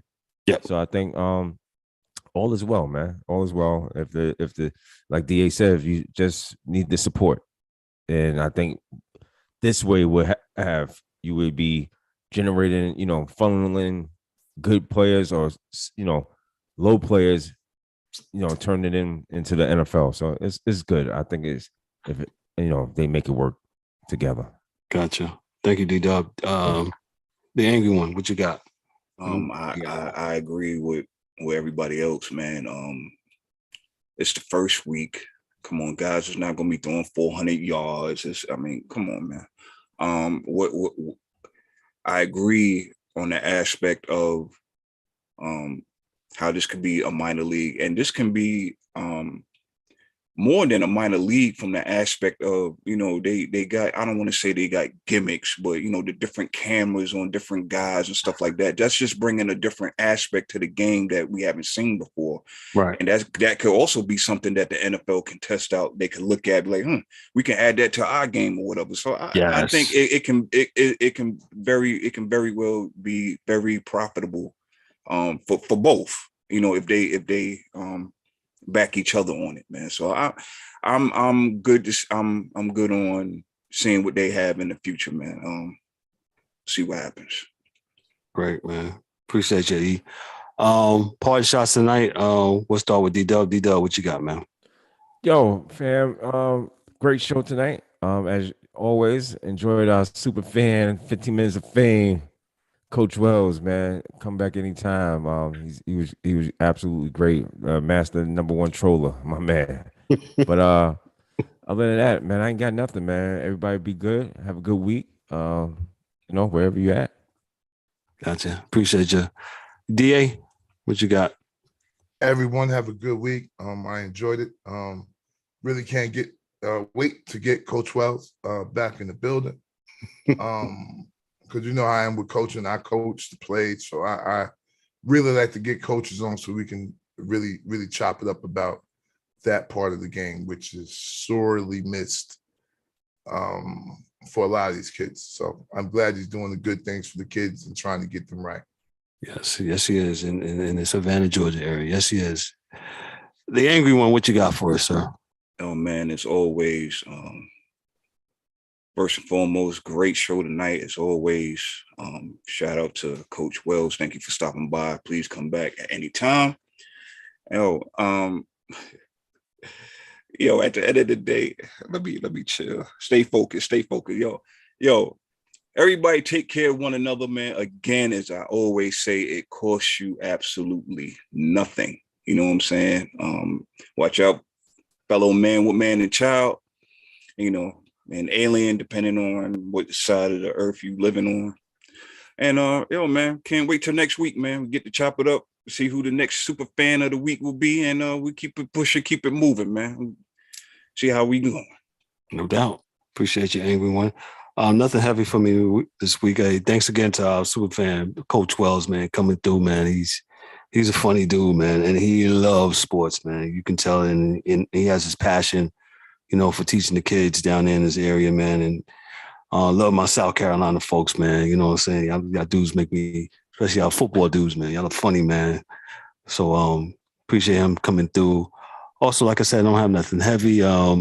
Real quick, we can be found on all major podcast platforms like Apple, iHeartRadio, Google, things of that nature. We're also on every social media platform, TikTok, Instagram, Facebook, you name it, we got it. And like I said, we're here every week, 7:30 p.m. talking that sports, man. Like I said, I don't have anything. Hey, forgot one thing. Dan chimed in real quick. Yeah, Dan, I know ran out of time for hockey, man, but hockey's entering their last week. And they should be in the postseason come next week. And we'll have Dan back on next week talking about some hockey, man. So we miss you, bro. Yeah, man. Yeah, no doubt, man. No doubt, man. But I have nothing else. But hey, on behalf of myself, Kevin L. Warren, as the host and moderator, DA, Dorian Aubrey, Daryl D.Dubb Warren, James the Angry One Warren. Yo, this is the Sports Chasers podcast, man. Y'all be good. Have a great week. Peace. Get your mugs, man. Get your mugs. Yes.